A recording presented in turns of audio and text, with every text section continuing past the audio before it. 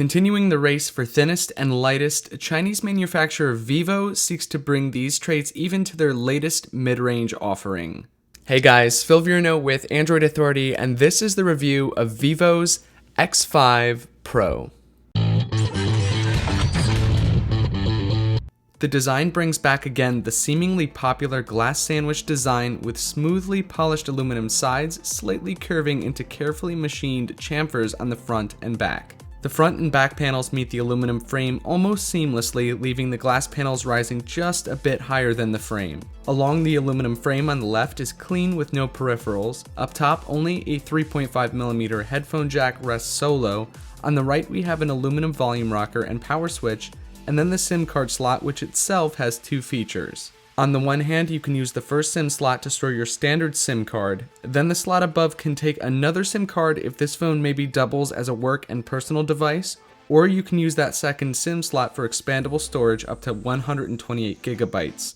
It's a neat hardware feature that a few manufacturers have adopted, giving more options and versatility to the consumer. The front glass panel sports an 8-megapixel front facer and a green lighting notification light with 3 capacitive buttons at the bottom, an options key left, home middle, and back on the right. On the back of the phone, the camera module is in the upper left with a single LED flash. The Vivo branding sits square in the middle, although oriented sideways. The total result is a device that carries a premium design aesthetic, is fairly pocketable, and is relatively comfortable to hold despite being only 6.4mm thick. The X5 Pro boasts a 5.2-inch 1080p Super AMOLED display at 424 pixels per inch, and it's that Super AMOLED that really shines here. The screen produces rich colors that look great indoors and especially outdoors. The screen's calibration leans slightly on the warmer side, and the screen's brightness, while not the brightest on the market, is certainly bright enough for my use, normally kept at around 75%. The very popular budget smartphone CPU, the octa-core Qualcomm Snapdragon 615, makes a return here in the X5 Pro, bolstered with the Adreno 405 GPU and 2 gigs of RAM. While some of the other cheaper phones with lower resolution displays blaze through performance metrics with this CPU, here the X5 Pro stumbles every so often. Now, opening apps almost always comes with a few seconds of delay before it finally gets you into the app, and most times besides that, it's a fairly fluid experience, but there are times, many in a day, where it'll lag up, playing catch up, waiting before registering a scroll down a web page, and stuttering a few times on its way down. It doesn't happen so often that it makes the phone a headache, but often enough that you'll notice it after use in a day. Now, unfortunately, the X5 Pro does only come standard with 16 gigs of storage, but again, you can ramp that up to 128GB through expansion. Now, despite having 2 speaker grills on the bottom, the X5 Pro only has 1 speaker that fires from the left. Regardless, it's loud enough for media consumption without headphones, but lacks the richness in low end to make it a solid choice for sharing music with friends. And the battery here is on the smaller side, especially given the larger footprint of this 5.2-inch display phone. It comes in at 2450 mAh and is almost always a sure shot for a full day's use. With moderate but consistent use, using mostly apps, web browsing, camera, and phone calling, I ended the day with about 40% left. But on a day when I focused on app and video use consistently, I ran the battery down by the end of the night to about 13%. Because the built-in UI doesn't allow for battery status checking or screen on time, I had to use a third-party app which didn't seem to register as accurately as I'd hope. The screen on time of 3 hours shown seems to be less than what I actually got on the day of heavy use. Vivo's camera choice here is a 13-megapixel shooter. It doesn't scream extraordinary, but functions as most do in this price range. Well-lit shots turn out okay, with colors tending to lack a bit of saturation, appearing somewhat dull.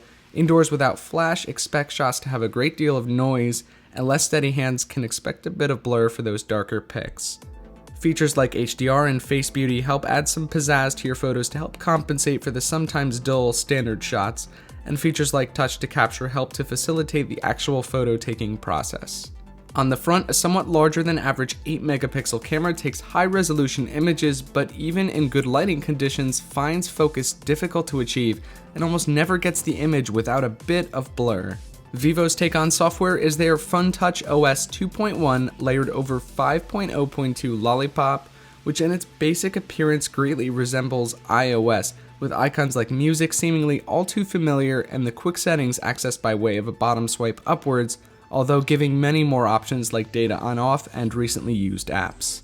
Another unique feature is the left capacitive key, which is an options key that changes based on the app you're using. So if on the home screen, it'll behave partly like other Android phones when holding down anywhere on the home screen, bringing up the widgets and page swiping effect settings. On other apps like Chrome, it'll bring up the list of options to select a new tab, bookmark, check history, and so on. Now, since the capacitive key is normally used to bring up the list of opened apps, Vivo has implemented their own widget for this. It shows the number of apps currently running, the percentage of RAM used, and the efficiency of the phone. Clicking on the wheel is the equivalent of clearing all unused apps. Tapping left allows you to go into the app, giving more detail and allowing to clear any specific tasks, a lot like Windows Task Manager.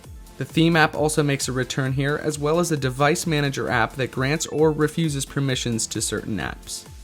Expect the pricing of the Vivo X5 Pro to be around just under $440 US.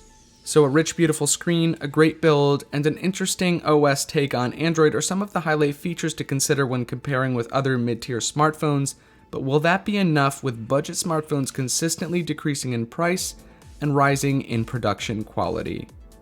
Well guys, thanks for watching. If you enjoyed this video or found it helpful at all, please do give a thumbs up, and also be sure to subscribe to Android Authority for more coverage of Android devices, and also check out the website too for more in-depth coverage, as we are your source for all things Android.